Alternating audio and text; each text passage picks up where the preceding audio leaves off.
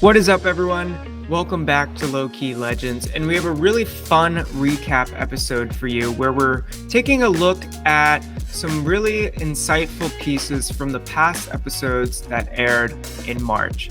You can think of this as sort of like a buffet offering of all sorts of different snippets that will get you into the episode and hopefully inspire you to take a look at the full episode from each of the individual guests. There are three amazing guests, each individually slightly different, with incredible takeaways to help you on your creative and entrepreneurial journeys. So let's get into it.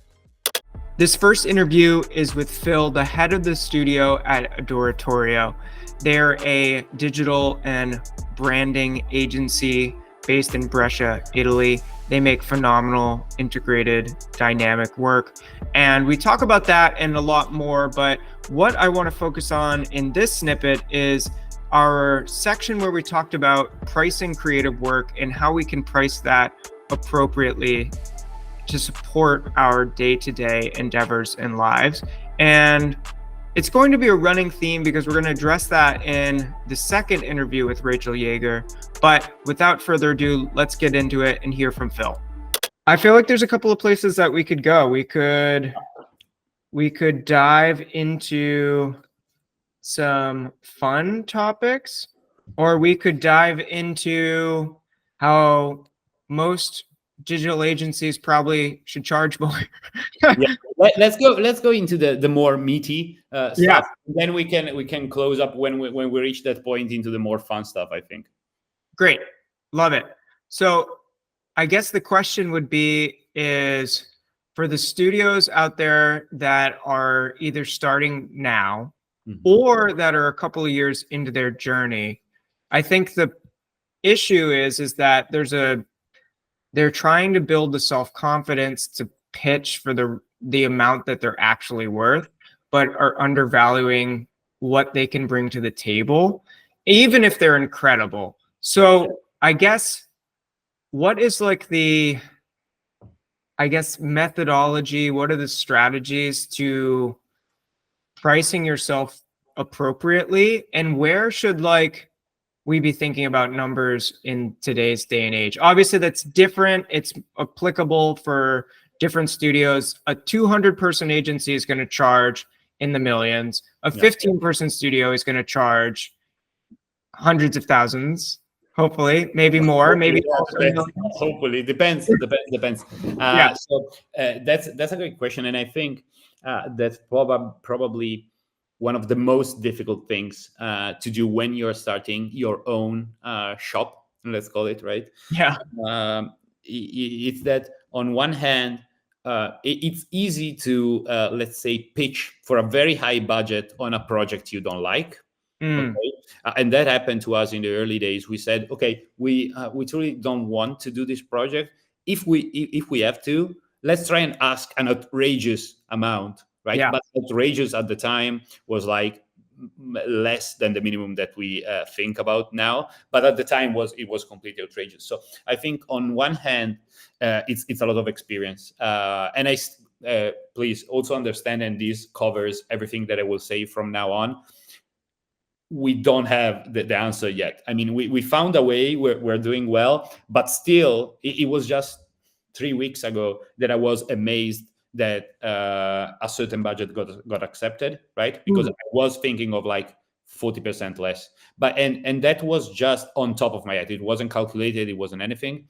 First of all, I think the best piece of advice I can give is don't think how much it's a certain project it's worth for you. Think how much it's worth for your client. Okay, which is a great position to start in. Yeah. Have a minimum, okay, that you know is the basic to do a certain kind of project. When I joined up in Adoratorio, after 2 weeks, I had this website signed, a very simple website, one of my favorites to date. Okay, we were still testing a lot of parallax effects and everything.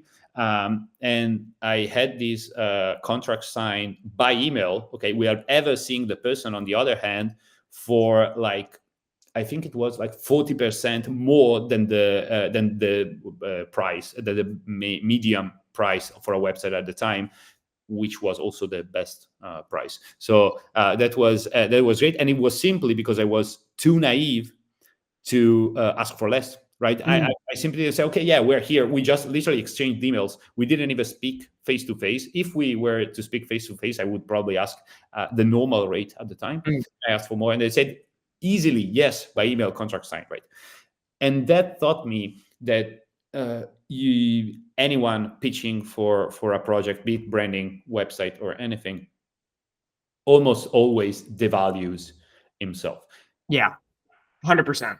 And that's almost always, again, I think back of projects of gigantic projects that we built, corporate websites that are still working today, okay, and that in some cases e-commerce is okay, that their revenue is in the millions, okay, but millions and millions and millions.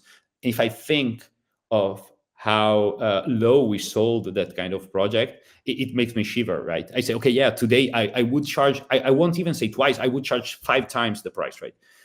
At the same time, there's the authority that you need to build to have the credibility to ask certain prices. And I think in one way, you see the best fit and you say, yeah, okay, if I'm asking this, I'm going a little bit under what it's needed to do it. But if that's all they could afford, I would do it anyway for that price, right? Because I want to do that project. And I think that what builds in the first year an agency. And that's agencies, but all companies rarely go positive in the first 3 years. So the first part in running, I think, a successful agency is not giving up before that point and building towards that point when you actually statistically can make it, right? Yeah.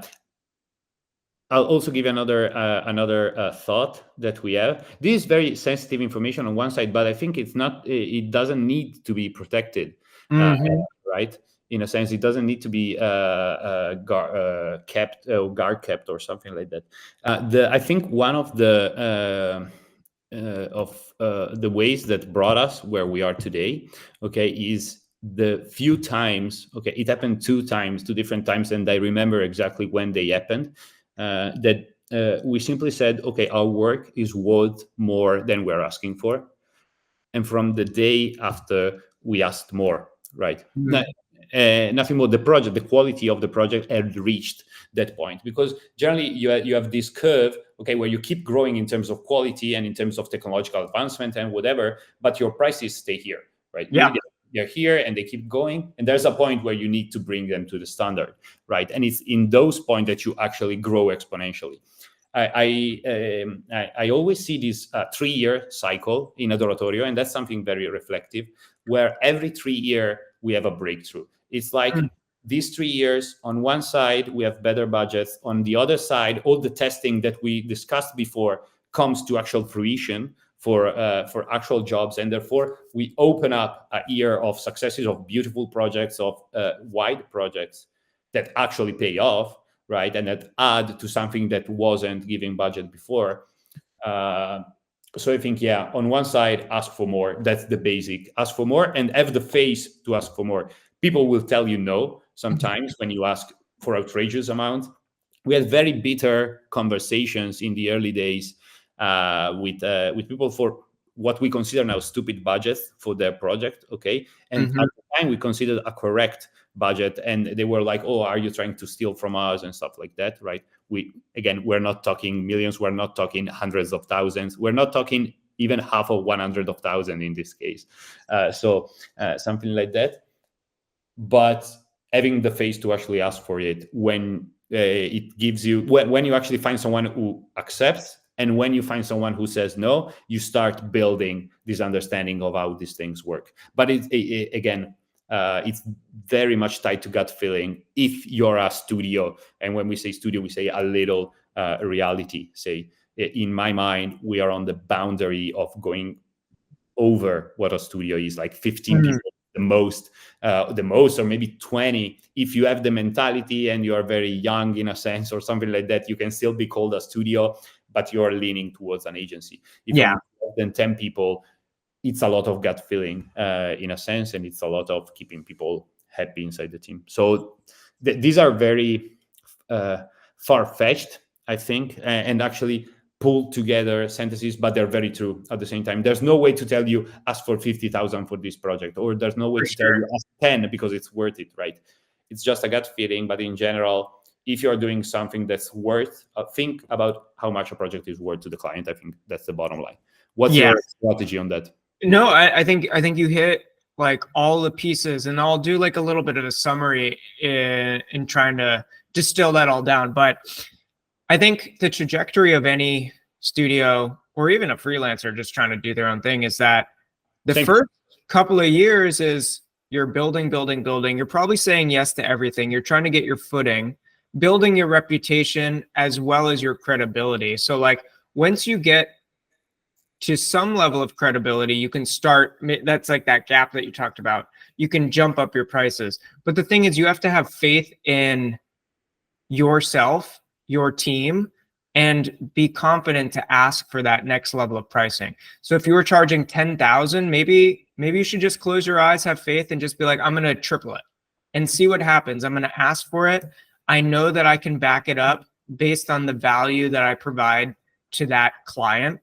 Yeah. And if there is some point of contention, that's okay. Just be like able to talk about your work.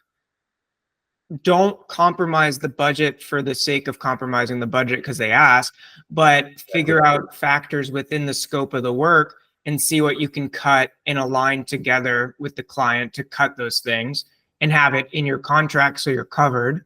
I think that's a big necessary step.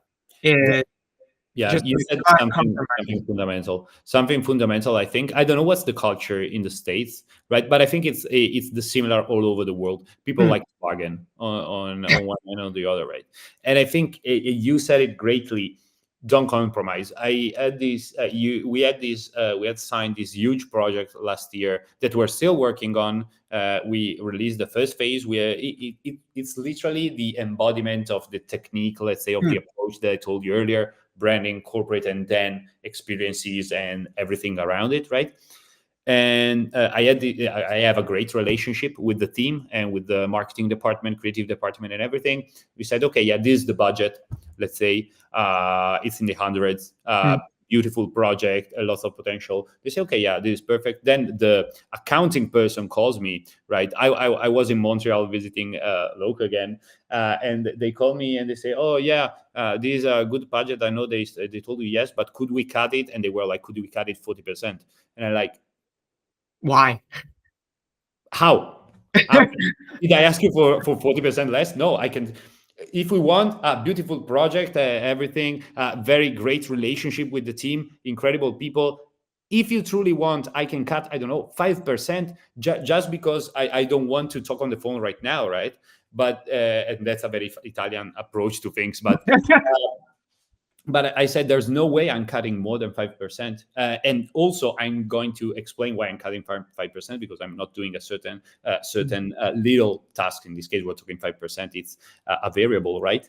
But there's this thing that if I said yes, all the projects that are coming now would still be under that scope, right? Yep. And I simply said no.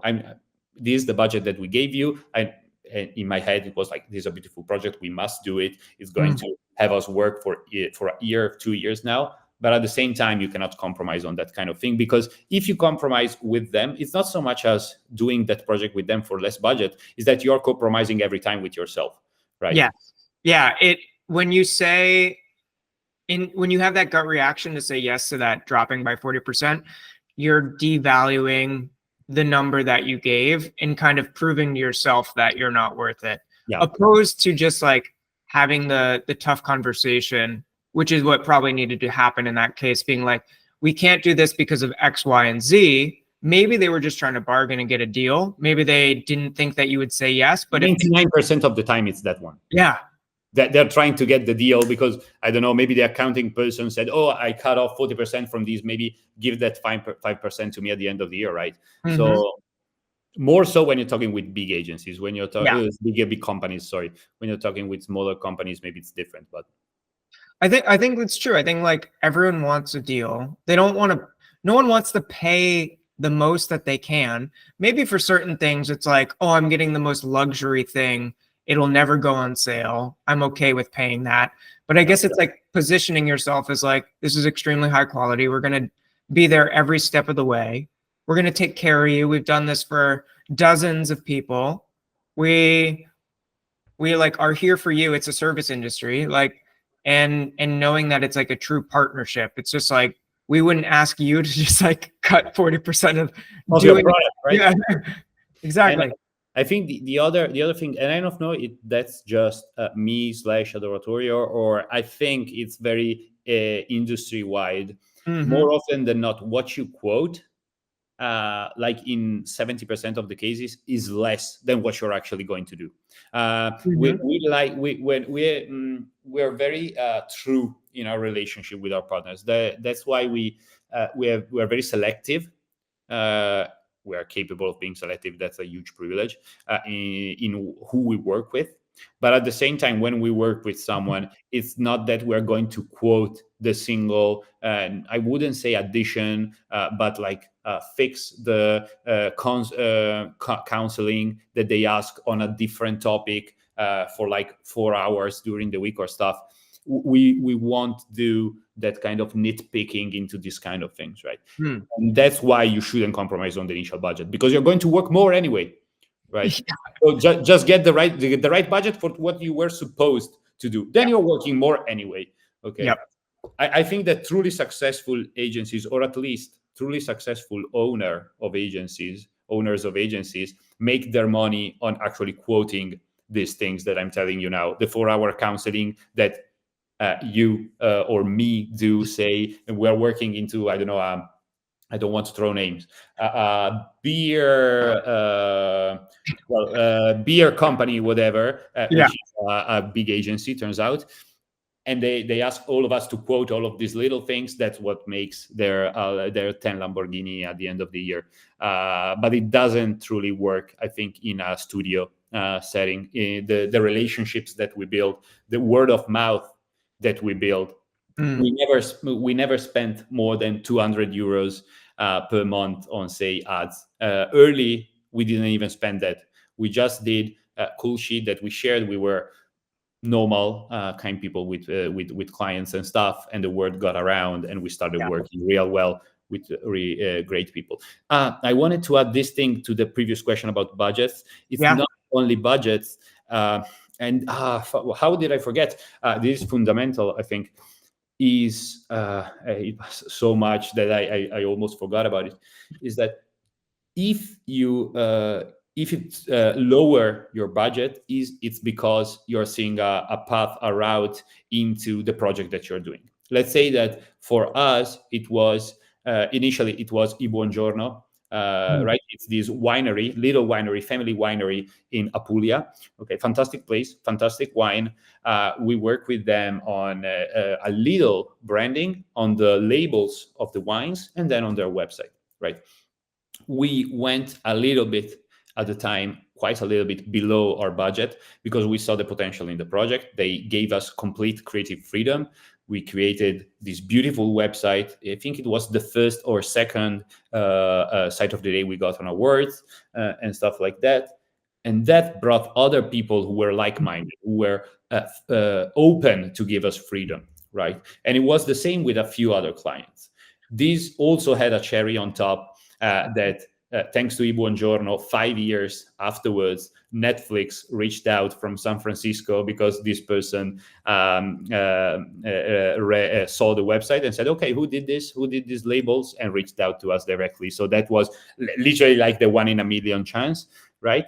But it's in working with the kind of people and projects that you want to work with that you bring more people like that. And the same happens if you work with people with industries or people or companies that you wouldn't like working with. The same happens if you work with them. More people like that will come.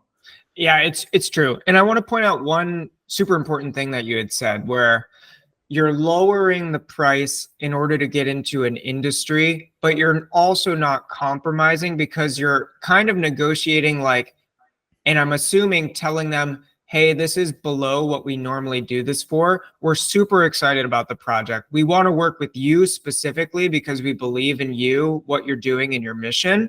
Is there a way that we can make this project equitable for the two of us? Yeah. And that could be negotiating creative freedom. Maybe they only get one round of revisions, whatever it is, you're still like Exactly. figuring it out together as like partners. Because I think compromising also comes in that way, and you said it correctly. It comes into not only the budget but the creative freedom that you receive. Yeah. And you said it perfectly. It's hard sometimes. It's truly, I think, that to be a successful entrepreneur, in a sense, because that you are, if you start an agency or a studio or whatever, it takes a very different skill set than being a great professional, right?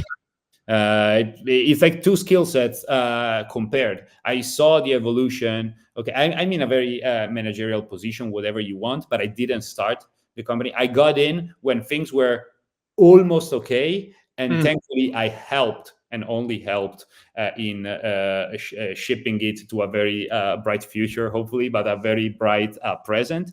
But I didn't endure, say, the first year. The first year, it's like a nightmare to me, because you're no one. You have no visibility anywhere. Okay, you're just throwing money at it, in a sense. More so if you don't have money, like Camila and Denea did. They didn't have money. They just got whatever they had and put it in, right? And I think that's the scariest part. And I think, and I reflected back on myself. I hope someone can take something from this. I doubt, because it's a very personal and specific case. But in our sense, earlier we were speaking about trusting in the potential and having the guts to trust someone's potential, right? Yeah. And I feel that we that in them giving trust, having their trust in me, I was naive enough, because I didn't have at the beginning my money on the line, right, to say no to certain things and say yes to other, and ask certain prices that, knowing myself, I wouldn't have asked if the company was mine, if my money paid everyone who worked in Adoratorio at the time, So that's very hard. I saw the moves I did right, and that they did right, but sometimes I had to bump heads with Cami or with Enea, because I thought one move was clearly right, in my freedom, in my clarity of mind, because I didn't have all that baggage of me waving me down, right? So I think that's a very, again, a unique, let's say, situation. But I think if you don't have someone like me at the time, or whoever, it's just it could be translated into taking a step back, or at least trying from the situation you're in, and actually with a clear mind, trying to evaluate the choices, the choice you have in front of you, not the choices you get lost in the chaos otherwise, but the choice you have in front of you. And is there a particular way that you're doing like proposals or pitching for, well, maybe not pitching for work for free, but like the way that we do it is we always do a high, middle, and low price option. And that's all based on like the deliverables attached to the goals. And I'm assuming there's certain things that you factor into each price. I would just say like the things that I think about are, how long is this going to take? How many team members is it going to take? Like I always include some sort of profit on top of like whatever the price is. So I'm considering how long like it's going to take, the software and the technology. Do we need to hire other people? Accommodating that into the factor. So I guess this is like a two-part question. How are you guys doing a multi-tiered proposal, and what factors are you keeping in mind whenever you're pricing creative work? So first of all, this is the most enriching exchange I've had recently. All the questions that you're asking me are literally having ideas pop up in my mind, because are all things that I went through, and maybe I went through these questions, these exact questions myself, with the others in the studio, or just myself earlier, like 4 years ago and stuff like that. And I think about where we are now compared to the answers I gave to those questions, right? So first of all, about the tiering, okay, of the proposals, that was one thing we bumped our heads on a lot. Tried not to tear. We then tried to have.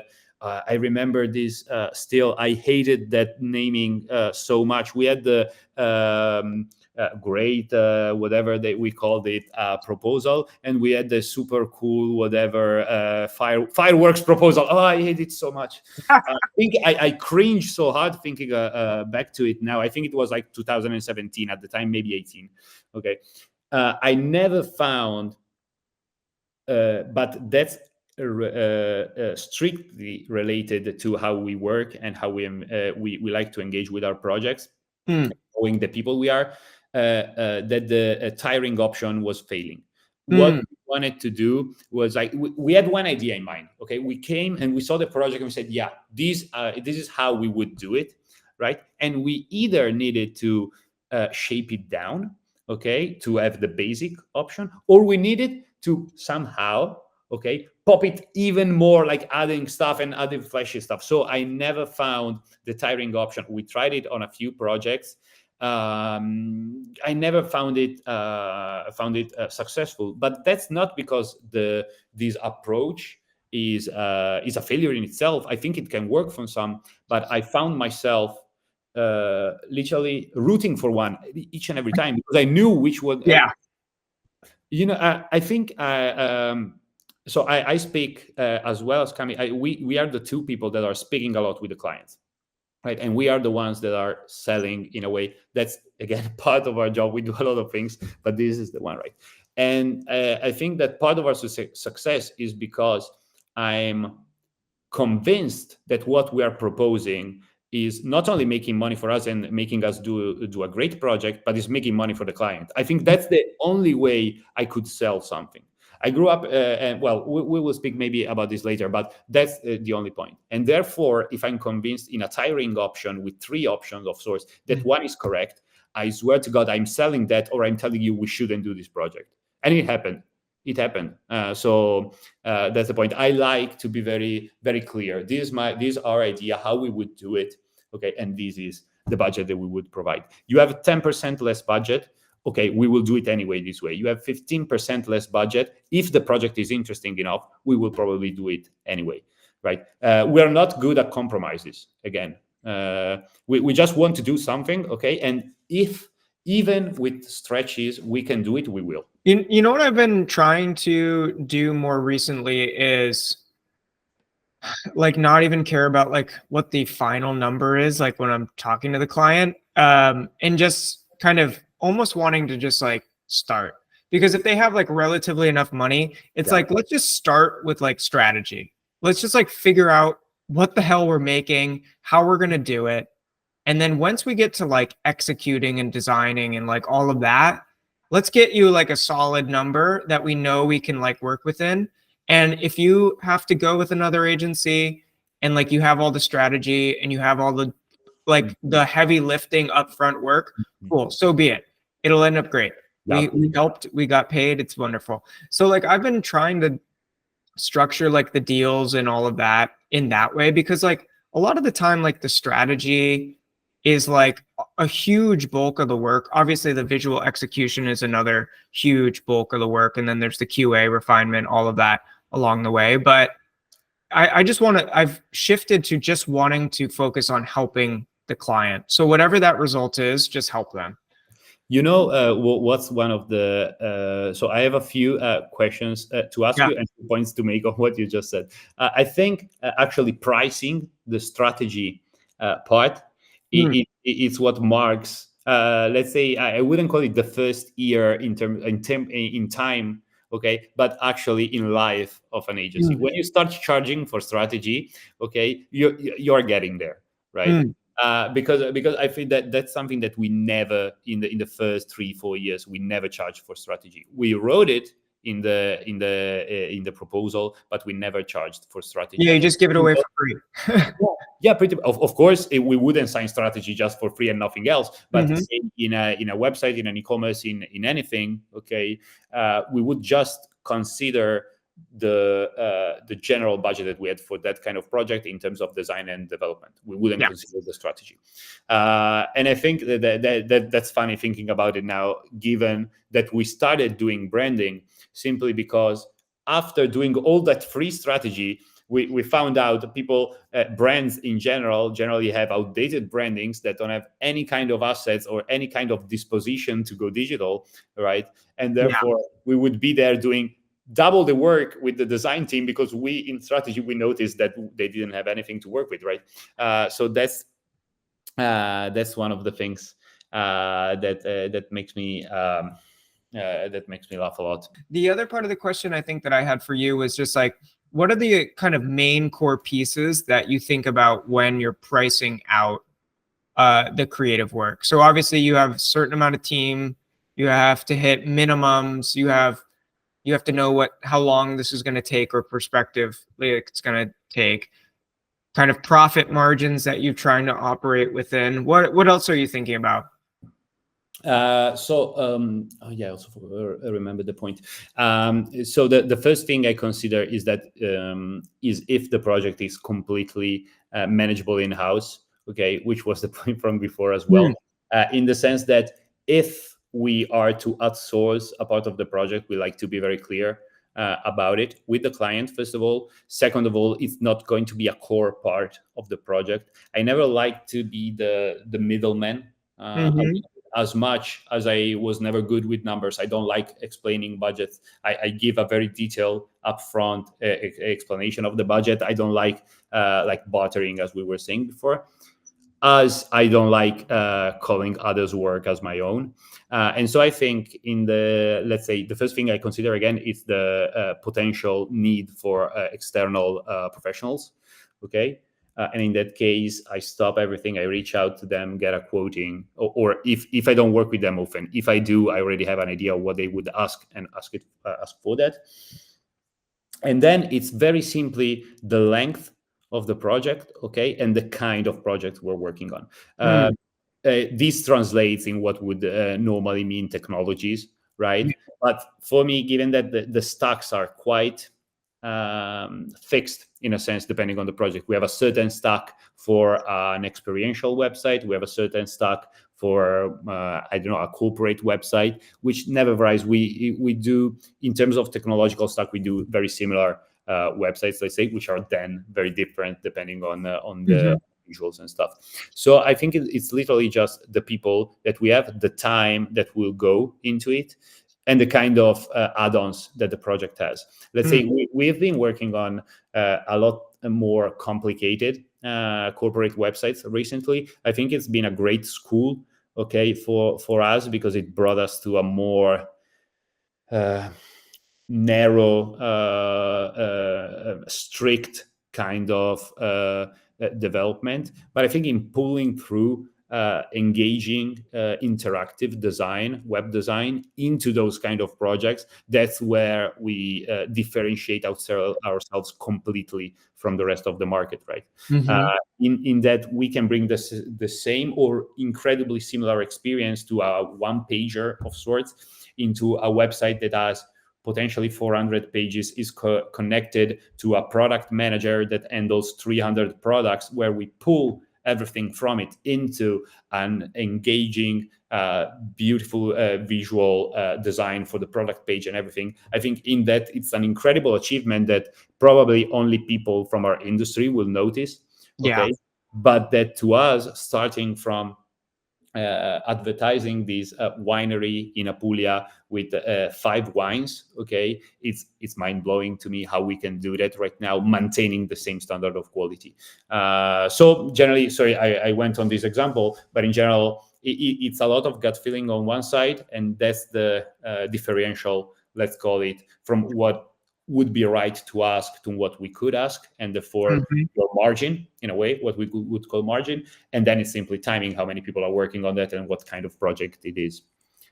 Nothing more, nothing less. I actually like that you do like this is what we believe that it's worth, and just say the number, shut up, hear the response from them, and then go from there. Because I mean, if you've done this long enough, the amount of time, the capabilities of the team.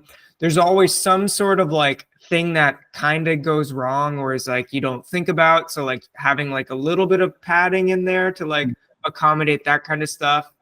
And it really is the experience of like you've done this so many times, you kind of just get a feel for it. There was a time, I don't know if you have ever done that. We would give scissors, you call it as well in English like that. So you would give a starting price and a final price. Say I'd sell a project for in the budget we would write 50 to 60,000 euros. Yeah. Did you ever do that? Yeah, we do that all the time. So I never do that anymore. Tell me what's your reasoning, because I want to know, and I want to compare it with what our reasoning was when we did that, and when we stopped though. Yeah. So I think it's like we do that when we're like factoring like the scope of what it could be.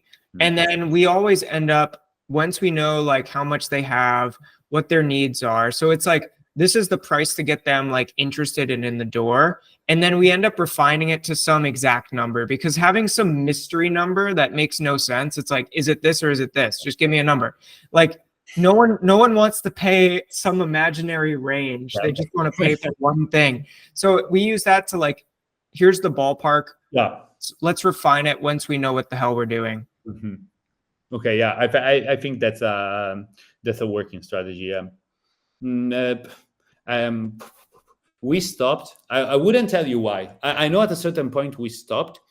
But I think in this case, we're getting into very specific parts of budget. Right? We started from, okay, you should ask what you're worth and stuff, very general stuff, and we're getting into very specific stuff.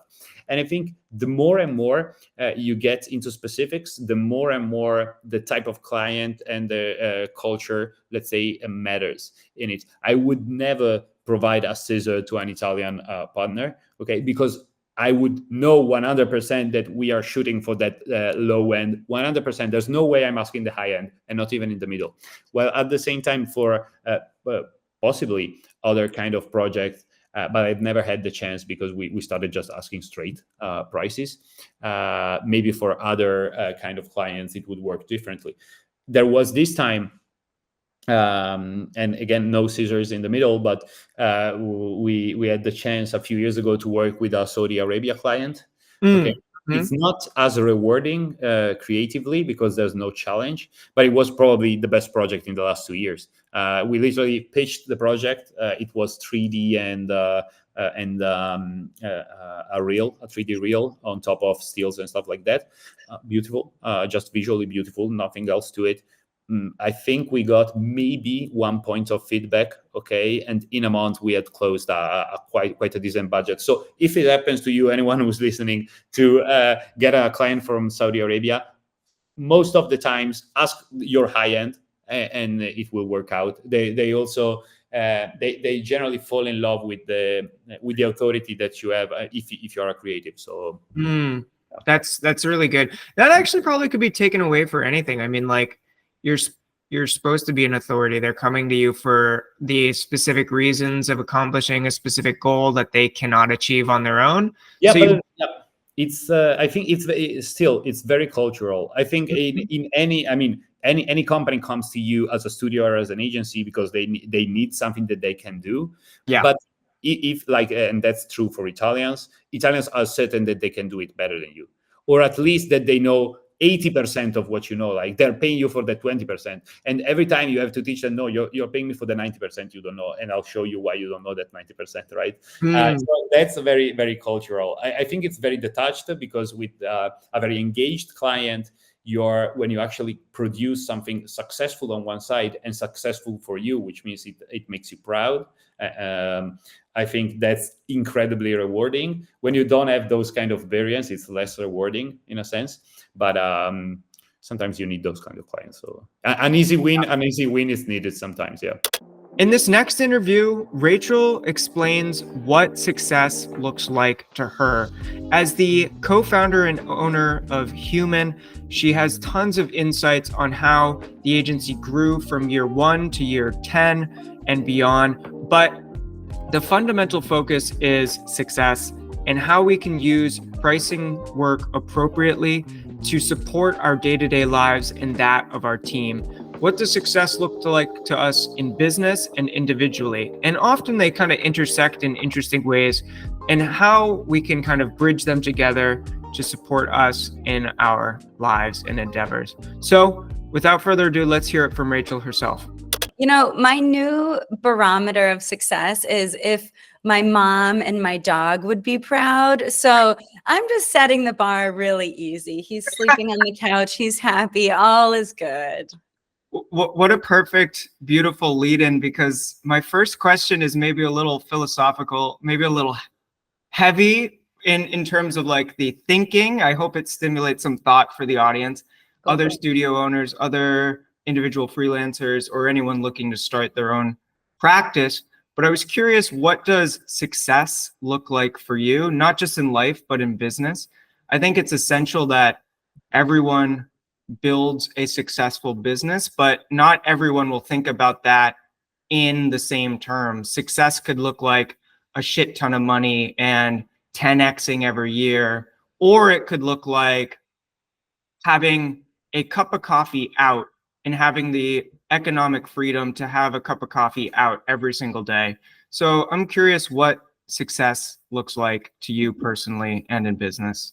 Such a good question. I think it's really good timing because our studio is on year 11 this year, which is crazy. And I think it's either a strength or a weakness, but a lot of what I've done is so day by day and has such a snowball effect. I think I'm actually really bad at long-term vision planning because I'm such an agile person that I love kind of creative problem solving and just like dealing with what we've got at the moment. So I think it's just interesting to think like that far, what does success look like?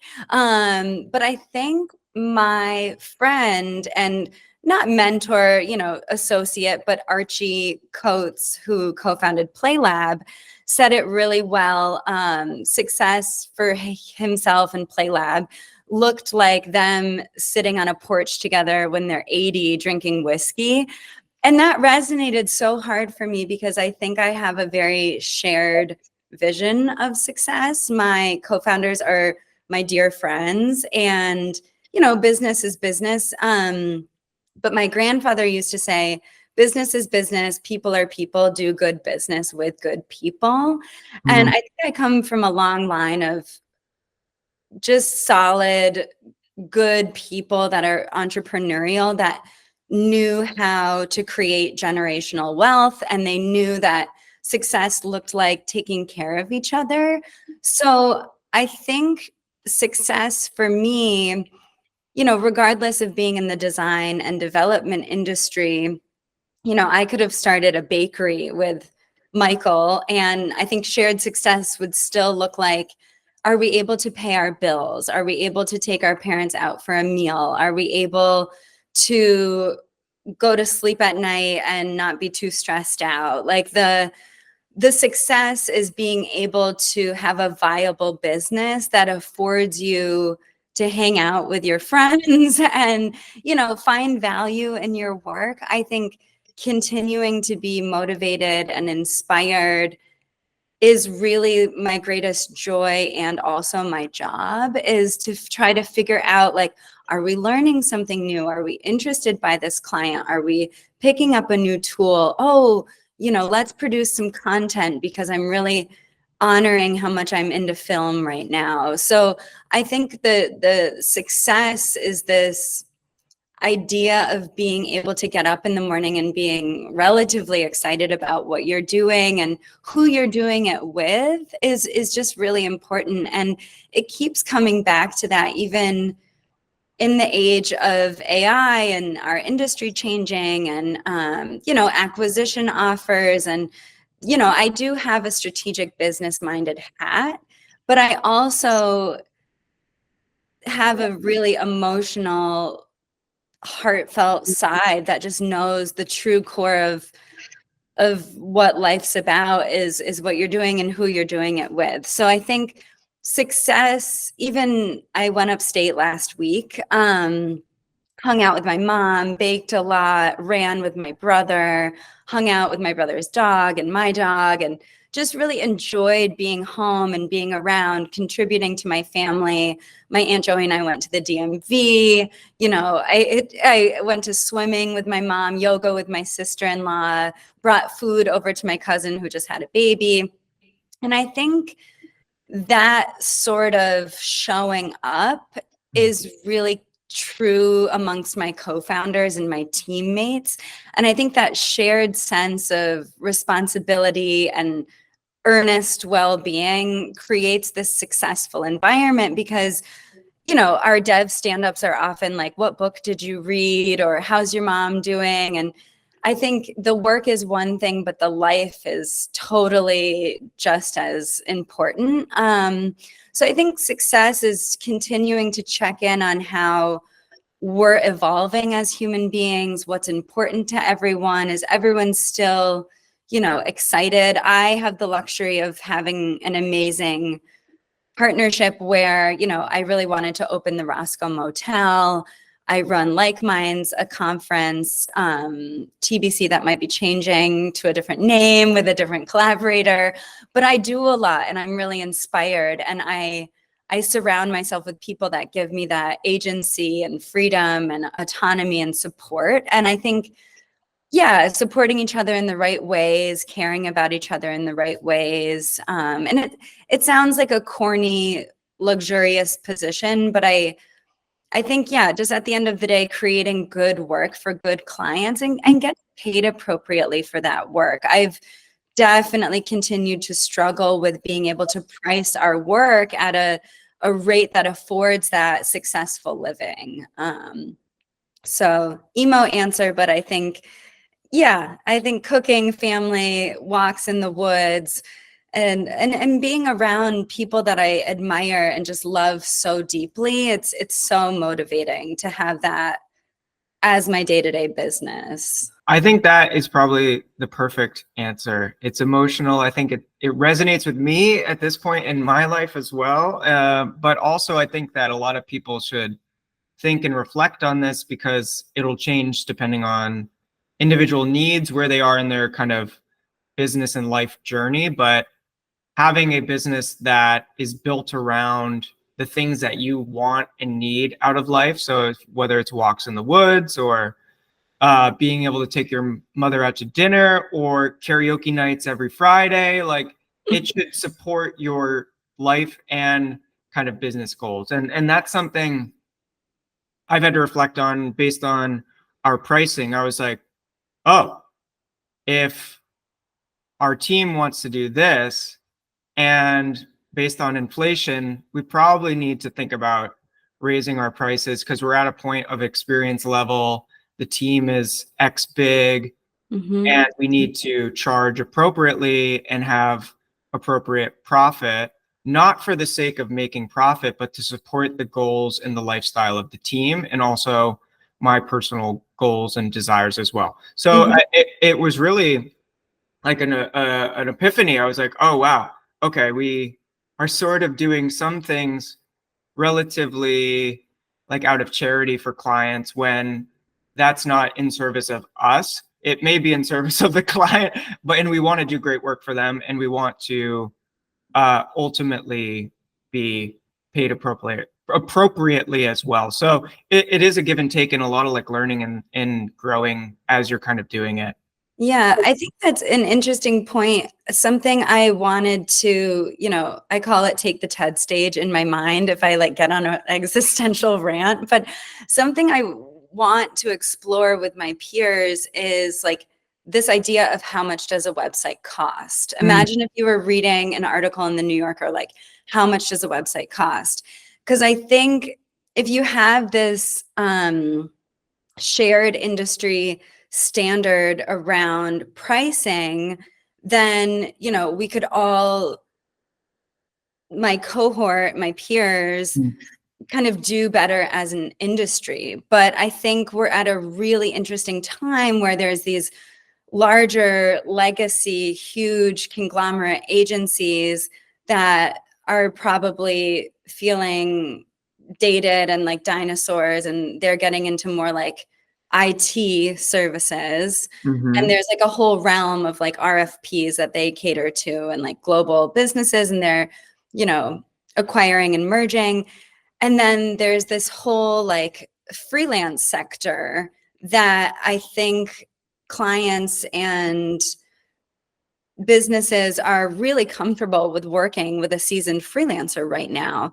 So this middle zone where our agency used to be pretty niche in terms of, oh, we know the processes and we have the experience and expertise of these larger agencies, but we have the agility of a freelancer. Now this middle market where we sit is totally saturated, and there's so many small studios, and there's so many people like you and me that are really capable.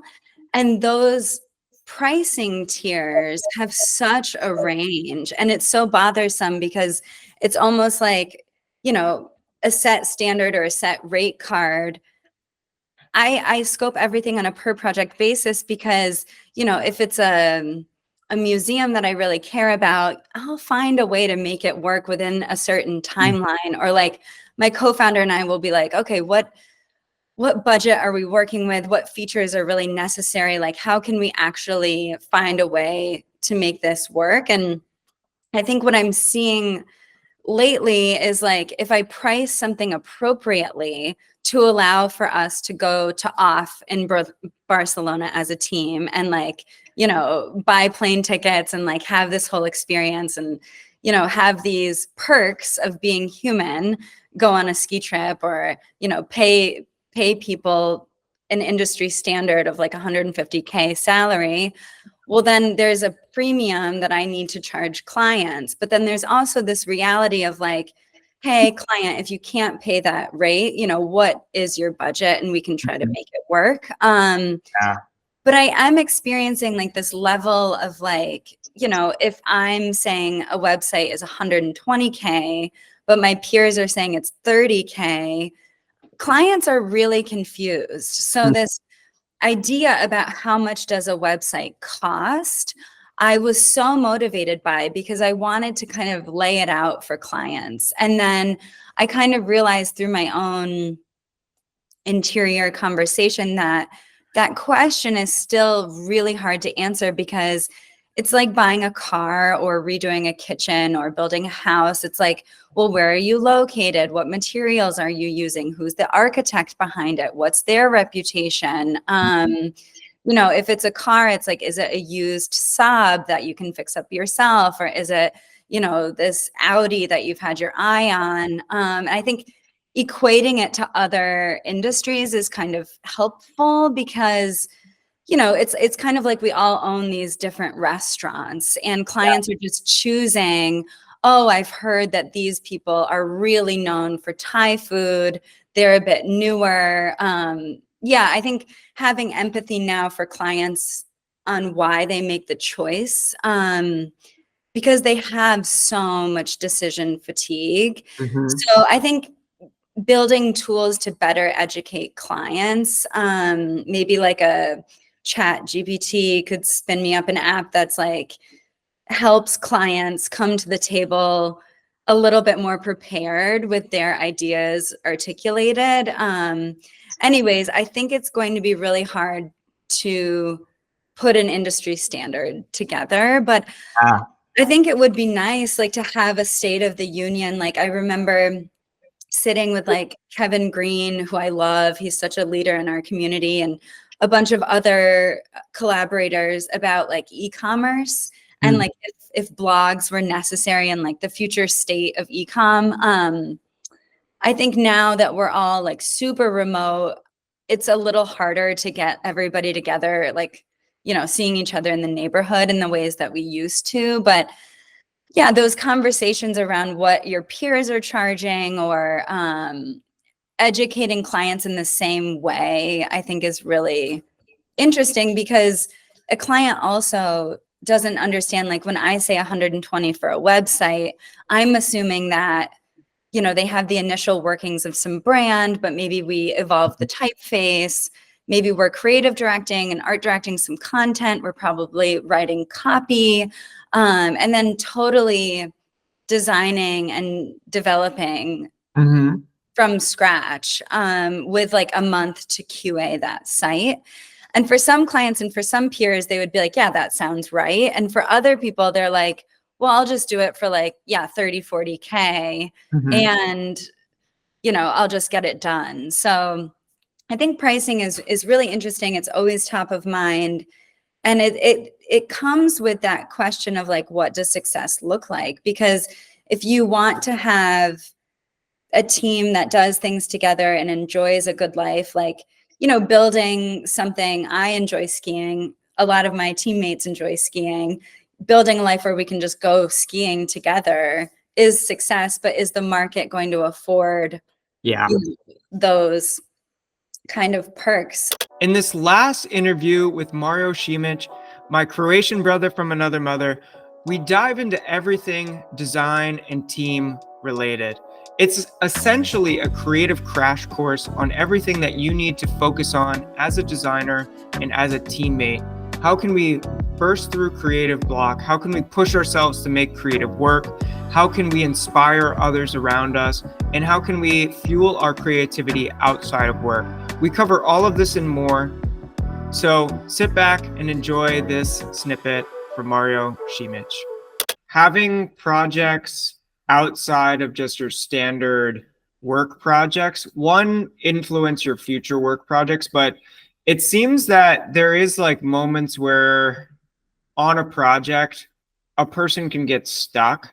And I find that that's usually the case when you've hit like some sort of like level of either boredom or you've just like worked on it for too long and you need something like fresh or new. I'm curious your method, or if you have any tips for kind of not being stuck on a project in your creative workflow, but I guess like having that outlet to just do whatever you want to experiment is like a good place to start to kind of get out of a creative funk. But I'll let you take it from here and talk about if there's anything that you do in your workflow. When I was starting this company, there was a quote from my mentor. He always said that basically you should, as a designer, you should work on two things. You should work on your taste and you should work on your hard skills. And if those two things are really out of balance, you will end up chasing your taste. And if your taste is very good, but your hard skills don't match, you will get stuck because everything you do won't be good enough because your taste is better than that. You can always argue in a different, so in reverse order. If you have very good hard skills, but you're just good in one that thing, you're not accepting some kind of other inspiration, and your work can become stale. It can be good, it can be correct, but it can be very stale. So you have to keep that engine running in terms of to avoid being stuck. For me, and it's not like a bulletproof solution. No, it's not. So everybody gets stuck sometimes, but it's a kind of cool method that you can help yourself. So ideally, you can help yourself like if you're on your own. There's one method that we can use. Another method, if you're working in a team, you can always try to ask for help from your team.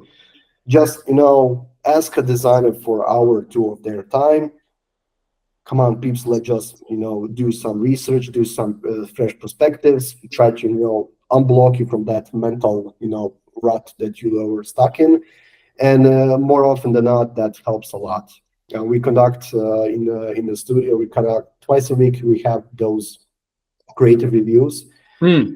Basically a glorified version of a stand-up or I don't know, just like a team meet where we actually talk about and showing our work, and we are commenting with feedback.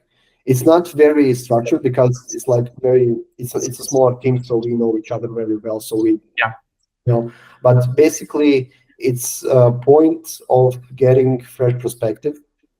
Even if you feel you're doing fine on a project, you can always learn something new. You can always, someone will be inspired by your stuff, so they can draw another section. Or, for example, I need some more references from the, I don't know, from the various spots on the internet and everything else. So yeah, that's kind of the team part.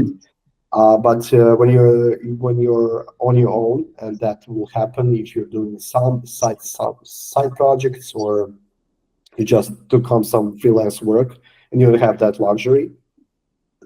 It's kind of cool thing to. What I try to do is to forget the brief for an hour or two. So let's just, I know that we're working for the client, but your primary job as a designer is to get yourself in a state of mind that you can create. You have to enable yourself to do your best work. Yeah. And that goes without saying. That needs to be, because your clients provide you with the time and the resources, and you have to provide them good quality design. So it's your responsibility as a designer to achieve that. Whatever you need, just try to. So for some people, it's like a walk around the neighborhood or something like that. For me, I prefer to stay with the design and try to play a little bit. Okay, so for example, we had a project when we it was very strictly defined. So it was like we have a bunch of guidelines. We have like logo tag. It must be like you whenever you put it on a artboard, you're already wrong. So it's like very in that way. So we have a very comprehensive set of restrictions. And you were like, Jesus, can I design something that you haven't touched? But you don't have any examples, so you have to create those examples. So worst from both worlds. So I try to forget the brief for an hour or two and just try to play. And now I try to, how do I see that company? How do I see that topic? How do I see that brand? And usually that consists of going to the Pinterest. I have a Pinterest setup with a lot of stuff, and like algorithm is crazy on Pinterest. I don't know. I know that a lot of people use Pinterest, and it's not very. Sometimes people say it's not very popular due to, like it's always going to the same thing. It's like the same stuff. But then again, Pinterest has a really cool thing. I don't know how many people are actually using this. I just go into a related spree. I call this a related spree, which I actually pick a design which basically roughly goes in the direction I would like to go. And I don't close that. I just save this reference, but I go to the related stuff and I pick the second best thing. And I pick the second best thing. And what happens is that sometimes it can maintain you in a same style, but sometimes you can deviate a little bit and have some kind of a deviation that actually introduces a little bit more spice into your work. Because, for example, I always end up on some weird meme stuff or technological stuff or Hollywood interfaces or whatever. I mean, it's very wild because you're not inhibited by brief at that point. Yeah. And of course, you cannot transfer those ideas directly to the client because those restrictions still apply. But when you have like that session by yourself and you have the vision and you can, it's easier to create uninhibited and put that, you can pick and choose those references and see how you can apply those into your work, then try to create from scratch, but with the restrictions in mind. It's easier to like break the idea down than to come up with idea with restrictions. That's so I try to go the other way around, basically, in that process, and that's kind of the cool thing. And I even have like you mentioned reframed. I even have like whole philosophy, the whole side project that basically deals in this and this alone, is to how our references, how the inspiration actually can affect your work. What I found is, you go to the Pinterest, for example, or you go to the Behance. You see an awesome case on Behance, And you can see the process. You can, okay, these are typography stuff. You can see the sitemap. You can see the art direction for the photos. You can see the layouts. You can see a whole bunch of stuff. But all of these are results of iterations and inspirations that you're not able to see. That process is not transparent. And as much as people like to showcase this like a very fast time lapse, and I make this really quick. The Instagram is full of those. You can see, I mean, obviously, but these are very, very, very prepared and very curated and very fake, if I may say so. So actually, what I actually made, I made a website which was it's called reframe.online. It's a website that basically studies the connection between inspiration and your final output. And you can actually see the lines, the influences from your like mood board, and how was that reflected in the final design. I should probably do a better job updating that website because it's like pain of the side projects, of course.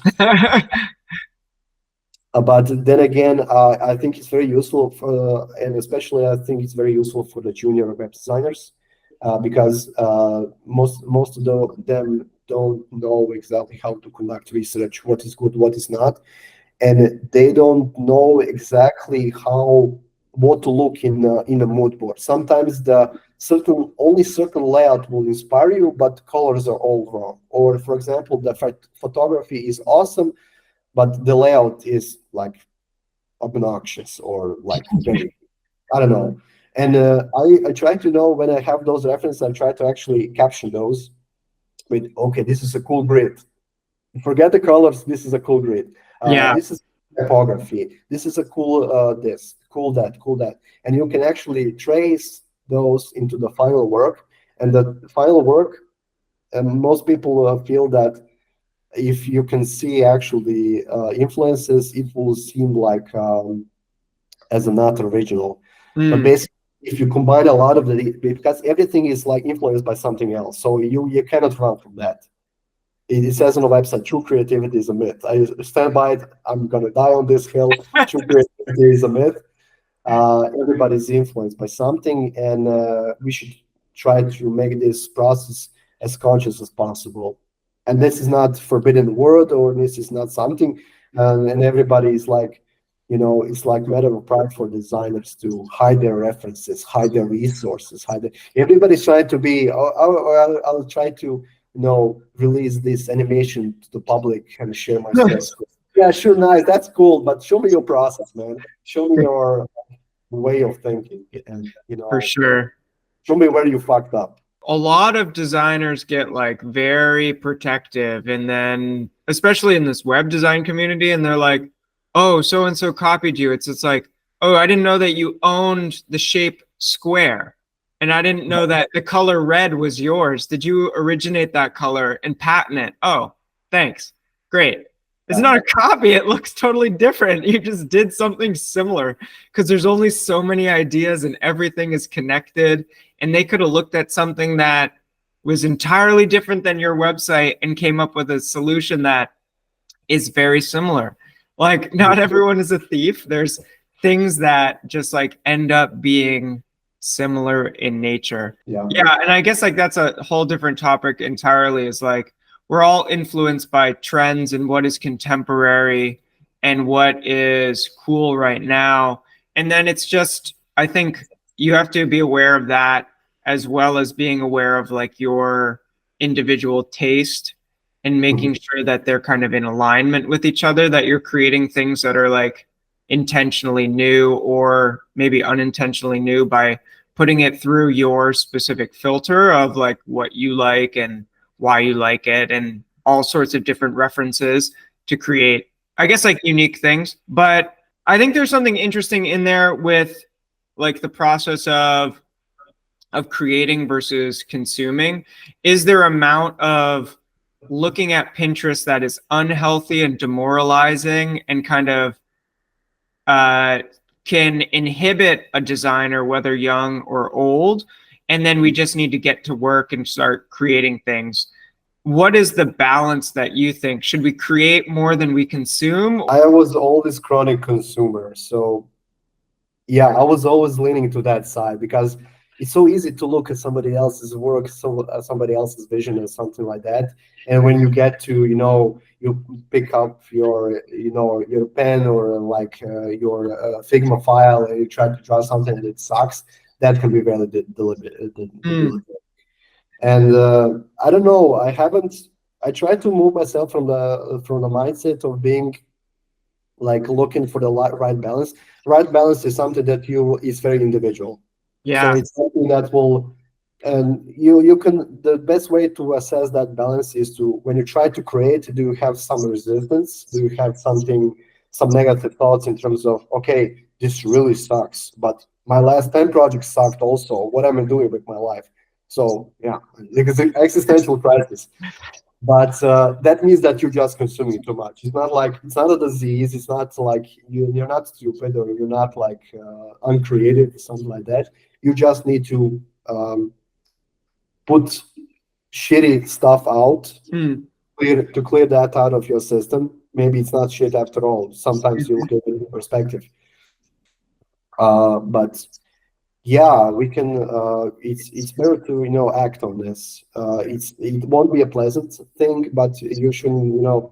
If I'm, for example, if I'm giving you for a younger designer some kind of advice, I always try to say them they shouldn't put too much pressure on themselves in that regards, because it needs to be a fun process. It needs to come from you. It needs to be you have to be intrinsically motivated to do the best work, because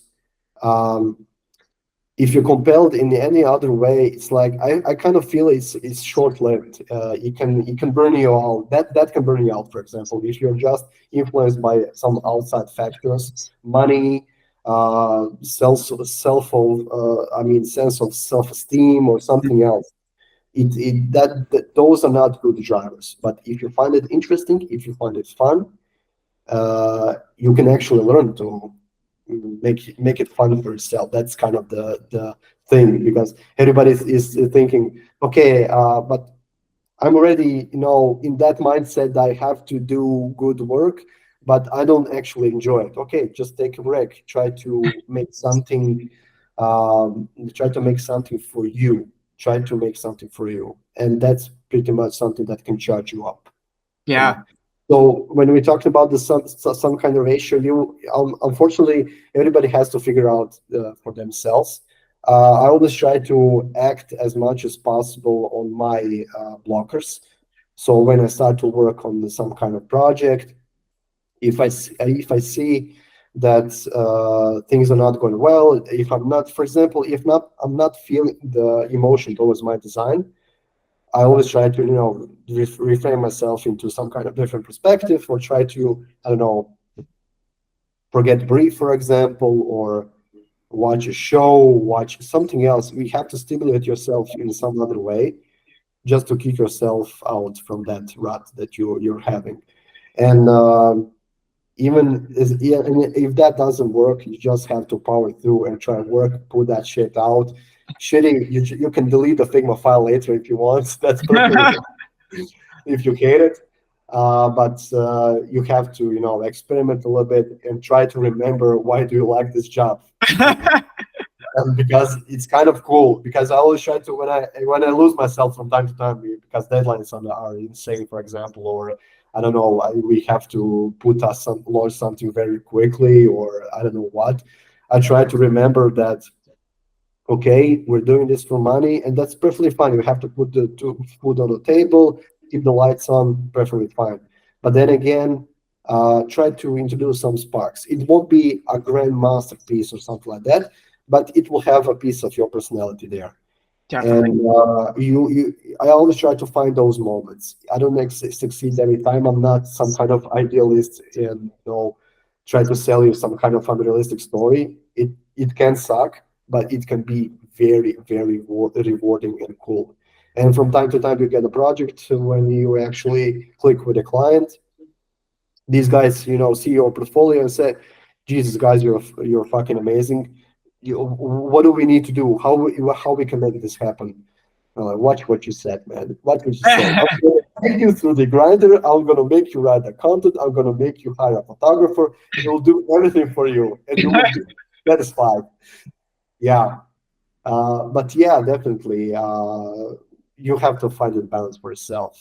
I mean, yeah, and it's and being okay with your work suck a little, because over time it will grow. You cannot be your current project cannot be it's not realistic to have it like better than the last one. It will have its own ups and downs, but on the average you will grow, and that's like fact of life. Nobody, if you have a capability of retaining information and learning, this will happen. It's not even talent. It's like put the work down and try to see if it works. Definitely effort. And it seems like the more that you just like practice and make things, the more your taste shifts and kind of like weaves around. Like you become interested in some things, and then like maybe 2 months later it changes. And then you find like you look back at old work and you're like, oh, that's not nearly as bad as I thought it was. Or you're like, oh, okay, I've gotten a lot better. So either way, it's kind of a win.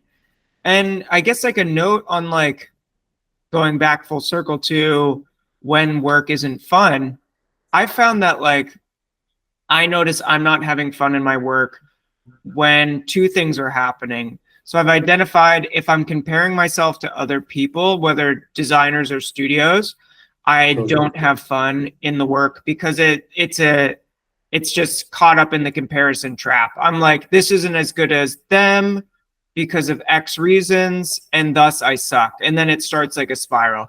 And I think one thing is we have to get ourselves out of that, because whether someone or not is better than you is a totally relative thing that you're creating in your imagination.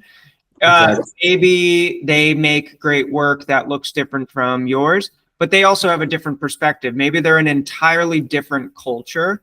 So if you're in Croatia and I'm in America, we have totally different cultures, even though we may also be immersed in the same things. You love Star Trek, I love Star Trek. We both love the same music, but our upbringings are different. Our perspectives are thus different. We're different people, different ages. So all of that has a play in the work that we're making. So I think that's what one place that I'm like, oh, just turn your brain off. Like you had said earlier, like forget the brief, turn your brain off, just make some shit, have some fun. And then it becomes kind of fun again. The other thing that I've noticed is when I'm just like overly busy or stressed, like I just don't give a shit about like the work. I'm just trying to like get through it. And that's also like a mindset to also think about and like step back and analyze and be in the moment and just try and focus on one thing at a time. I think that stress is difficult, and it's something that we'll all deal with for the rest of our lives. But how do we focus on the present moment, the present task, and just put our effort into that, knowing that once you get some things done, you're going to get the task cleared out. Maybe you can even ask for help if like you have a team and to balance out that work, so you can try to get back to the place of fun. And if that doesn't work, maybe we just need to like, you know, take a break or hang out with some friends. Yeah, the stress can make you switch contexts a lot. I can actually see myself in that sentence because, for example, and it's especially true if I forget to have enough sleep or something like that. I become like my mind is being taken over by a monkey, and I try to do whatever that monkey says. And it's like some of those things are useful, but some of those things are not useful at all. I mean, Jesus, why are you checking out the cat videos on Instagram? I try to refrain myself. I try to, your perspective. That's a lie, and you know it. But definitely, and I definitely can see your point about comparing yourself. We always have like that. I mean, I think it's natural for a human race in general that we always see something as a competition, or for example, that's why we play sports. That's basically it. But when you actually realize that this is a lie, that There is no competition. There is room for a lot of people. And who is to say who will be design judge for that? For example, if you're making websites, I'm making web applications, or I don't know, installations, how we can compare those two, even within a web design community or Yeah. visual design community, it's very hard to compare that, because you have different clients, you have different goals, the culture that you mentioned, the upbringing, and anything else. It can provide a lot of different contexts, how you approach the project. So yeah, and definitely what you said about the sometimes not giving a shit can be helpful. I know it's like a weird thing, but I have like that mode. I just need to get through this. I just need to get through this. I just forget about it. Make some shit. It will be shitty. It will be fine. And when you come back, this will not bother you, and you can improve it. But you have to get it out of the system. And sometimes, I know everybody's like, I'm very meticulous. I'm a perfectionist. And I don't know. Sure, that's healthy attitude to some extent, but sometimes it's not, man. I mean, you're like a lot of mental resources that you're spending, and if you burn them out, it will take some time to regain them again. So take care of your shit, take care of your mental health, take care of your body. These are basics for me. I try to work out. My new year resolution is to work out this year a little bit more, and I see huge difference just for the sake of the mental clarity. Yeah, it's huge for me. Especially if you have the time, man, go invest 15 minutes of your precious work time and try to do something for your body and get some nice, fresh, nutritious food in your system, and you can put the gas in the tank, but if you don't put the gas in the tank, the car won't run. It's simple so as that. true. Yeah. So yeah, definitely. So there's a lot of that I had to encounter during my career, is I compare myself a lot. I mean, that was like very cancerous for me. And then I just figured out, fuck the shit. I have to remember why I'm doing this. And when I actually remembered, when I tried to play games and read books, see the shows and everything else, that kind of puts me into some kind of different state of mind, because in the same way, I can feel the creativity from those people whose content I'm consuming, including yours, for example. It's like very. By the way, this podcast is like killing. It's like, to say this because it's like amazing. Because thank you. I would go through. I would switch the topics a little bit, because I just remember our conversation last time when I mentioned. Well, I wasn't actually sure if I can live up with all the design celebrities on this podcast, and you were such you had hand wavy attitude. Yeah, I started with my friends. I'm editing this by myself. It's so cool. Next thing you know, guy has Claudio Guglieri on his podcast. Like, come on, man. And that was kind of cool. So I mean, but that's also the way that you can actually break away from the rut, because we're not doing the design now. We're talking about design.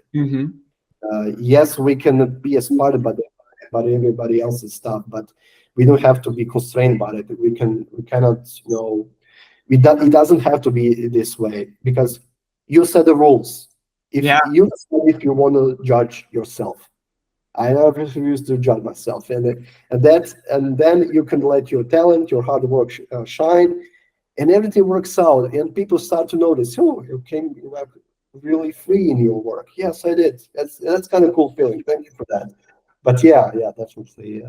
Don't compare yourself too much and work out. I love that. I honestly, that's like maybe the biggest takeaways that anyone could grab is, don't compare yourself. Just do what is exciting to you. And I do think that perfectionism is an excuse for just not pushing publish in a way where it's just being too precious about something that in the long run doesn't matter. You just put out the work, because once you do, you're going to be on to the next thing and you're going to grow and learn from the experience. But if you hoard it like a dragon or a miser, like Scrooge in a way, then you're never going to learn from the act of, submitting it to public or peer review. And it doesn't even necessarily need like people to give you feedback in like that context, but just like having it be out in the ether is like proof of where you came from and to where you're going in the future in a way. But I can actually add to that a little bit. It's very, keeping those things published, pressing the publish, but keeping that on your profile. It's very important. You can see how far you've gone. Yeah. And, I have a mentorship session for one young designer in our company.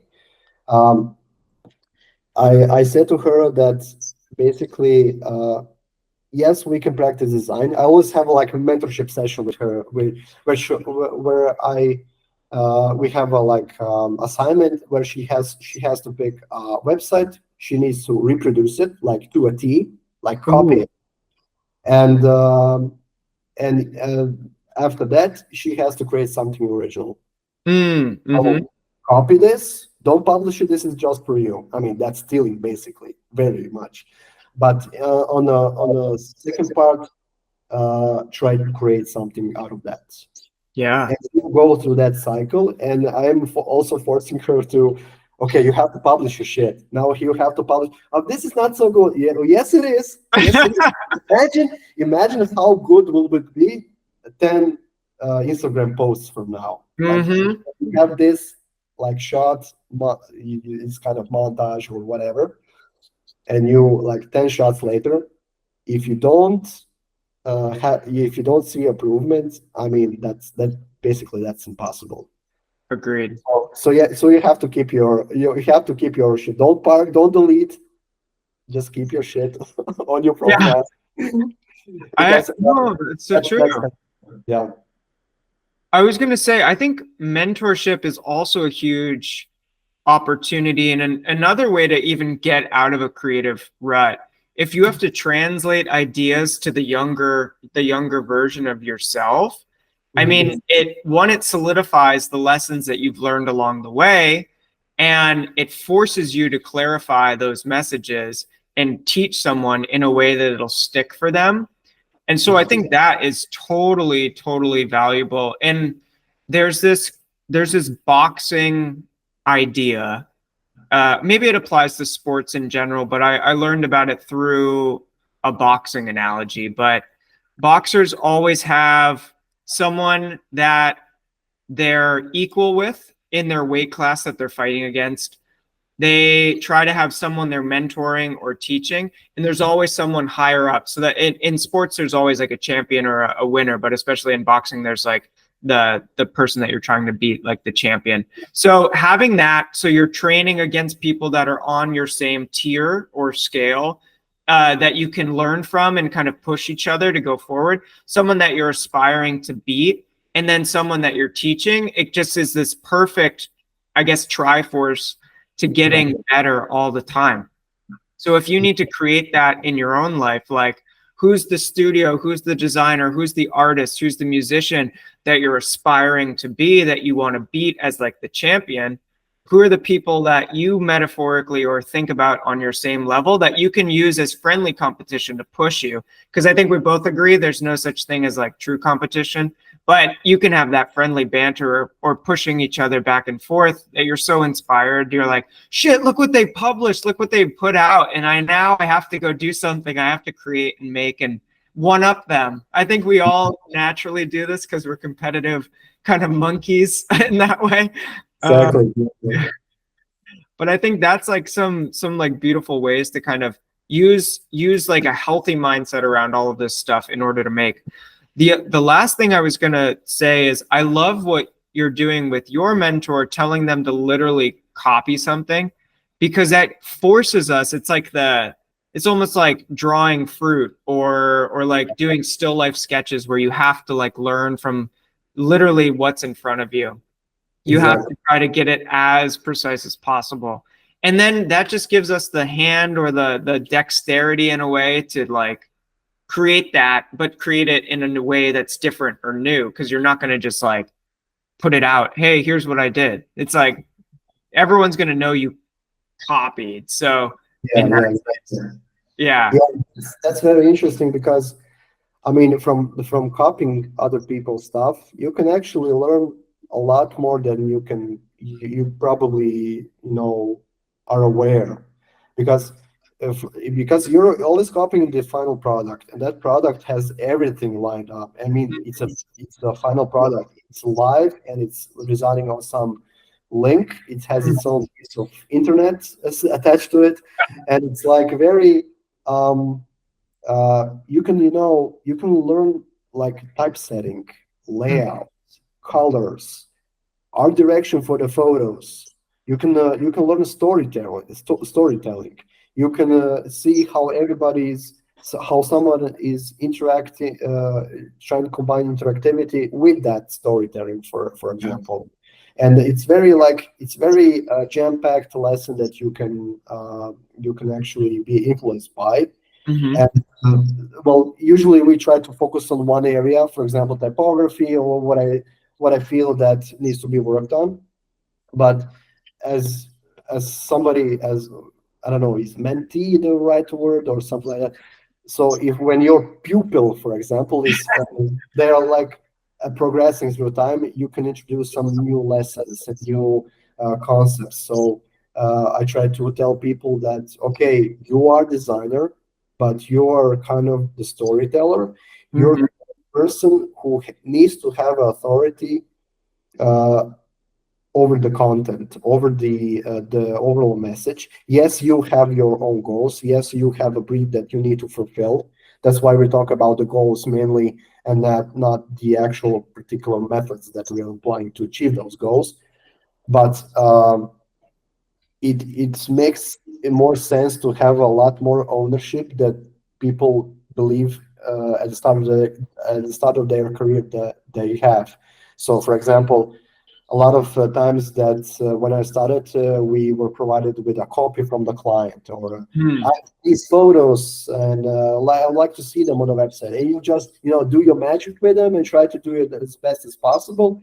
But basically, you could do better. You could try to make something up. But the task was, okay, create something with this particular content, and that's very difficult. It's like it's, for me, it's very it's simply impossible for me to do the right job with that, because I mentioned before that you're creating holistic and complete experience, and it needs to be created as such. So, for example, when we present for our clients, for example, our direction phase, which is basically an example of one page or a bunch of sections that can be like stacked onto a single page, so they can feel like a page, but it's not like a real page. Yeah. I try to introduce some copies in there. I try to introduce photography in there. I try to introduce complete story into that, because it is holistic experience. I want to use that look and feel to propagate that look and feel onto other pages, for example, for some corporate website or something like that. And I would like to transfer that, but only way that I can inspire the client is to provide them with a full picture. So we used to do wireframes to try to approve them with the clients, and that's kind of okay, that works, but it's a hit and miss, more miss than hit, because this is the old method. Like this was like 5-6 years ago, when we tried to, okay, we have to structure this in a very predictable way, and then put this out. Especially for the SaaS websites, those are like very notoriously corporate, and yeah. And what was funny, it was that nobody understood those wireframes. Nobody really understood those. And I was just like, okay, let's do a single page. And we will do everything, copy, storytelling, we will do everything. And then we'll choose the photos, we'll do everything. And we will say, okay, I will present you this design. I will provide the reasoning behind my decisions. I will provide how that aligns with your business goals, your brand, whatever. But also, this will inform also what you need from these services. For example, you need a photographer, you need 3D modeler, for example, person who would model stuff. You will need, I don't know, expansion of your brand guidelines if they're not defined enough, or you will need additional secondary typography that we can use on the website, because this small serif font will work only on the postcards, and if we want to introduce some other style, it's kind of hard to use that. So we try to make that collaboration a little bit more bi-directional and inspirational, rather than just tasks. And then that gives you a lot more freedom, and it gives you ability to stand behind your work when you're presenting that. Thanks so much for watching, and I hope that you are inspired to go back and listen to each of the individual interviews from March. Phil, Rachel, and Mario are all incredible and have so much to share, but so do you. Each of us on our individual journey have something to share. So take the time to be kind, grind, and unwind, and I'll see you in the next one. Cheers.